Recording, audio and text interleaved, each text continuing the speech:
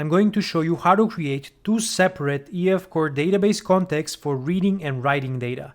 For the write database context, we're going to use the rich domain model, and for the read database context, we're going to use a thin read model to make writing our application queries easier.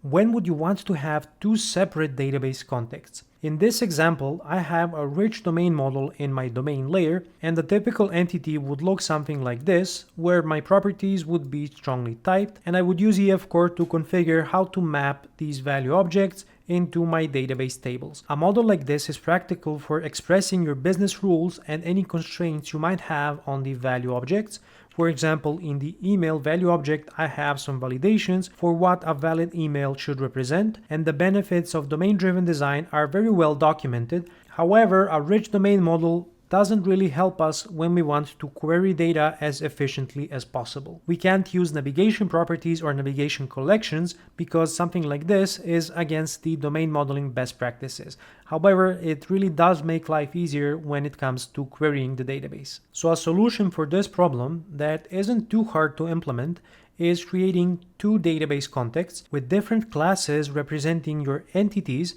However, they will be using the same tables under the hood, but this does give you the flexibility to use different tables, especially when it comes to the query database context. So this is the default database context that I have in my application, and I'm going to rename it to application write database context. I won't be renaming any references, so let's just rename this class. This context is referencing my rich domain entities, and the configurations for these entities also use the rich domain model inside of these classes. But we're going to have separate representations of the domain entities for the read database context, so I'm going to make some adjustments here. First of all, let's grab the configurations and move them into the same folder where our database context is. Then I'm going to split the configurations into two folders, the write and the read configurations, which are going to be applied to the respective database context. And then let's move these configurations into the write folder because they belong to the write database context. Now, if I go back to the database context for a moment, this is how I'm automatically applying my configurations,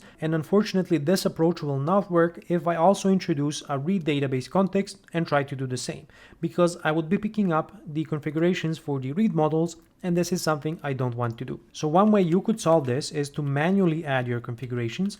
So we're going to say apply configuration and then create a new user configuration instance, making sure to reference the correct class. And then you can do the same for the remaining entities. In my case, I only have the follower configuration, so let's reference that. And this is how you would apply the configuration. Now this is a bit tedious and I really don't want to be doing this. So I'm going to show you a clever way how you can continue using this approach but still apply the correct configurations. The second argument in the apply configurations from assembly method is actually a predicate that allows you to filter the types that you are going to use to apply the configurations. And this will allow us to target only the configurations inside of the write folder. So I could define a static method like this. Let's call it the write configurations filter, and it's just going to check the name of my type and make sure that the full name, which also contains the folder path, contains the configurations write folder.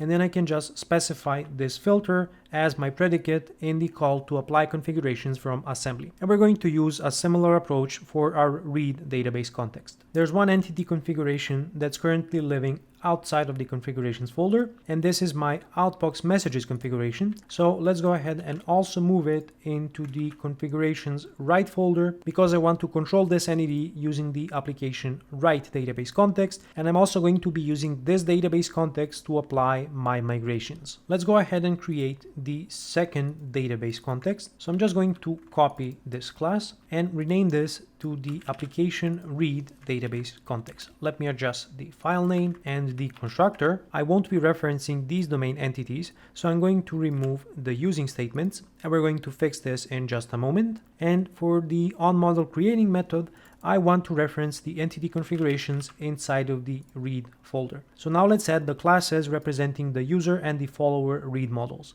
So for example, I could create a folder that I will call models, and I'm going to define my read models inside. Let's say I create a class and I'm going to give it an explicit name of a user read model, and this class is only going to use primitive types. So we're going to use a GUID for the identifier. I'm going to specify get and set for my properties. Let's add a name. Let's also add an email with a get and set accessor. And the last property that I need is a Boolean property telling me if the user's profile is public.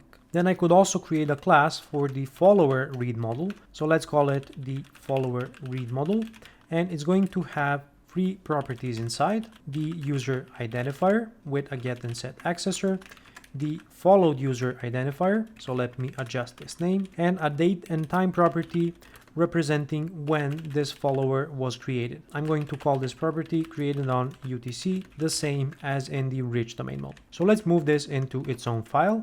And now I can go ahead and update my read database context to use my read models. But it's still going to be targeting the same database table under the hood. However, it's going to use a different class so that we can make writing our application queries easier. I can also go ahead and make my database context internal, and we can't forget to configure it with dependency injection. So I'm going to reuse what I already have for the write database context and just apply the same to my read database context. I won't be needing any interceptors, so I'm going to get rid of that. And I can even simplify this to use the overload that just uses the options. But I do want to configure something additional for my read database context, and I can say use query tracking behavior and configure the default query tracking behavior for the entire database context. And because this is a read context, I want to use query tracking behavior no tracking by default. Now I need to add my configurations for the read models. So let's go ahead and add a new class. I'm going to call it the user read model configuration, and it's going to implement the entity type configuration, and I'll specify my user read model as the generic argument. Now I can implement this interface, and the user read model can already be configured by convention. But for example, I could say that it has a key, and the key is the user identifier. We can do something interesting with the follower read model configuration. So let's go ahead and create that class. It's also going to implement the entity type configuration interface, and I'm going to specify the follower read model as the generic argument. So let me define my composite key, and the composite key is an object containing the user ID and the followed user ID. And I want to take advantage of my follower read model and add navigation properties to the user read model type. I'll call this the user, and it can have a get and set accessor. And we're going to do the same for the followed user. This will allow me to use this navigation property when writing my queries accessing the follower read model. And on the user read model, I could also introduce a navigation collection pointing to my followers. I'm going to configure this with EF-core so that it knows how to use this relationship. So I can say that the follower read model has one, and then I can access my user, for example. Then I can say that the user can have many followers, and the foreign key for this is the user identifier.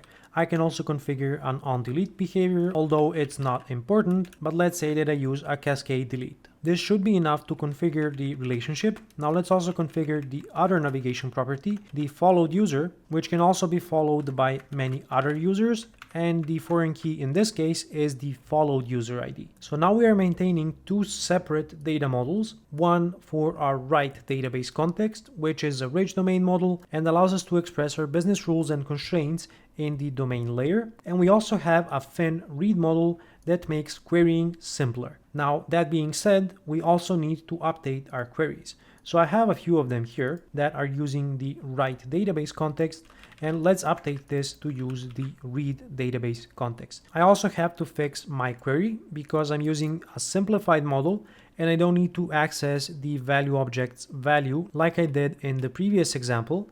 I can also get rid of the as no tracking call because all of my queries will be no tracking by default. The get user by email query is using Dapper, so I won't be doing any changes there. And the get follower statistics query also needs to be updated to use the read database context, and the implementation remains the same. But let me show you what I can do now with the read database context. Let's say that in the statistics, I also want to fetch the latest 5 followers for this user. So the latest followers would be loaded into a list. and let's see how I would write this query. So I can access the database context and then the followers database set that I would filter based on the user identifier. I want to check that the followed user ID is equal to the user ID on my query object. Then I can sort the followers in descending order based on the created on field. And let's say that I only want to take the latest 5 followers, and then I'm going to project this into a new type that I don't have at the moment, but I'm going to create an anonymous object for this projection. And what I can do now is use my navigation property to select the user identifier. I can also select the user's name and optionally the email. This also gives me the ability to filter only on the followers. I can return the flag representing if the user's profile is public or not, which could limit some actions on the user interface later on. And then I can project this to a list by calling toList async. I can also pass the cancellation token here, and this is how I can use my read model together with the navigation properties to easily fetch the latest 5 followers for this particular user. And while we are still talking about queries, here's how to implement elegant query caching using Mediator. Make sure to smash the like and subscribe buttons, and until next time, stay awesome.